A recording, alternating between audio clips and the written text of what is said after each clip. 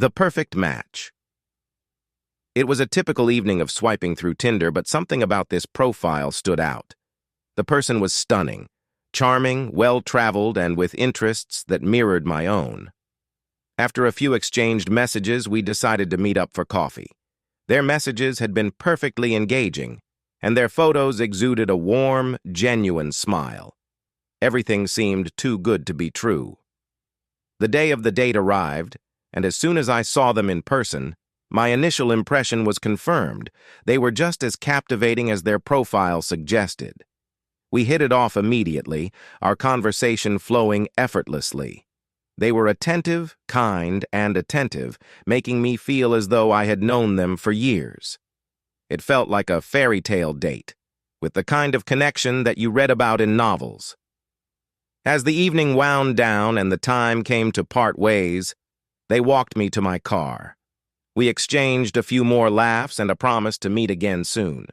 Just before I left, they made a peculiar comment. "I'm so glad we finally met in person. I've been looking forward to this for a long time." The way they said it, with a lingering smile and a slightly intense gaze, sent a chill down my spine. I shrugged it off as a quirk and drove home, excited about the prospect of a second date. When I arrived at my apartment, the night air felt unusually cold.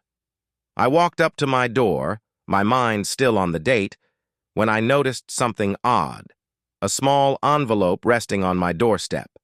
I picked it up, puzzled, and opened it to find a handwritten note. The note contained details about my evening that were far too specific, including where we had gone, what we had talked about, and even my favorite coffee order.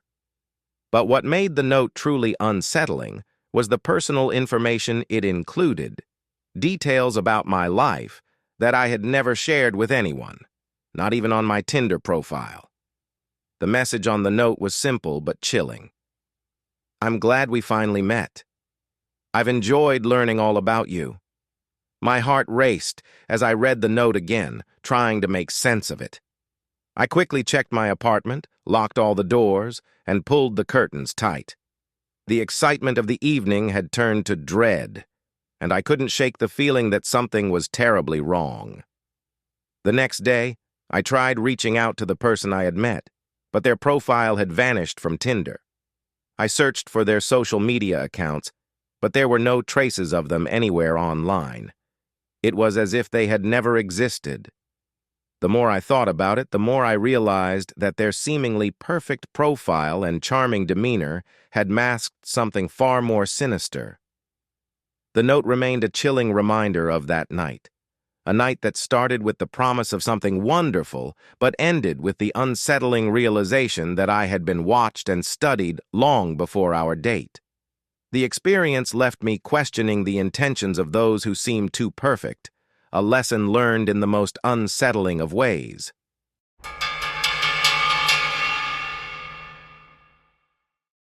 The persistent texter.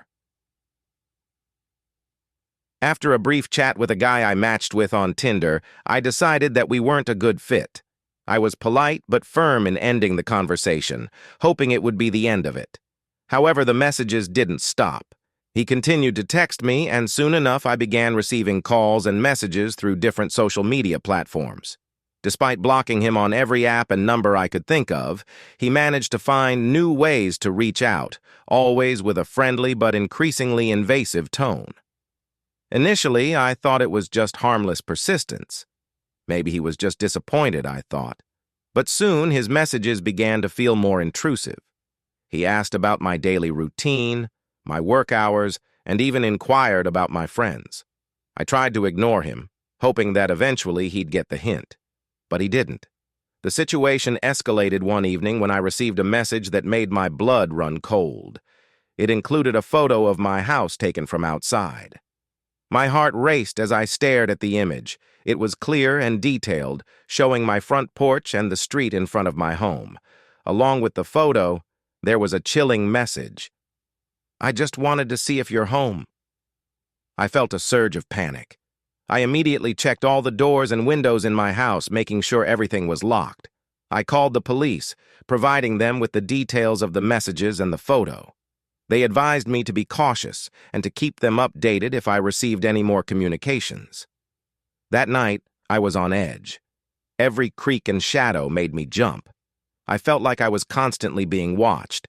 I made sure my phone was within reach and kept an eye on any unusual activity outside. My anxiety only grew as the night wore on. The next day, I stayed alert, watching for any signs of someone lurking around. I told my neighbors about the situation, asking them to keep an eye out for anything suspicious. As the days went by, the messages became sporadic, and I noticed a gradual decline in contact. Whether it was the involvement of the police or his eventual loss of interest, the messages stopped coming. Despite the relief of no longer receiving his disturbing texts, the experience left me deeply unsettled. I realized just how invasive digital connections can be when someone's intentions are far from innocent. The fear of being watched and the violation of my privacy made me wary of online interactions. I became more cautious about who I communicate with and took extra care in managing my online presence.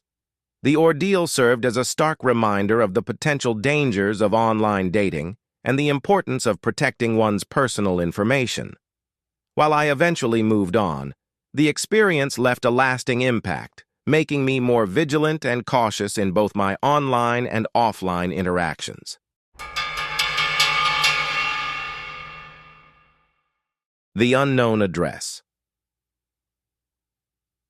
After chatting with a match on Tinder for a few weeks, I felt confident enough to take the plunge and meet him in person.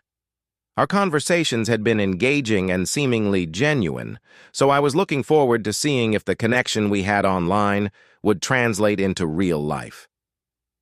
When he suggested we meet at his place, I was a bit hesitant but decided to go ahead. He gave me an address that struck me as odd, a remote location with no landmarks to help navigate. As I drove to the address, the surroundings became increasingly desolate. The road narrowed and twisted, leading me deeper into an area that seemed almost abandoned. The GPS kept recalculating, struggling to find a route in the sparse, unmarked area. When I finally arrived, the house that greeted me was far from welcoming. It was old and run down, with peeling paint and boarded-up windows. The yard was overgrown with weeds and strewn with debris, making it clear that the property had seen better days. Despite my growing apprehension, I parked my car and called him to let him know I had arrived. He assured me he was coming outside to meet me.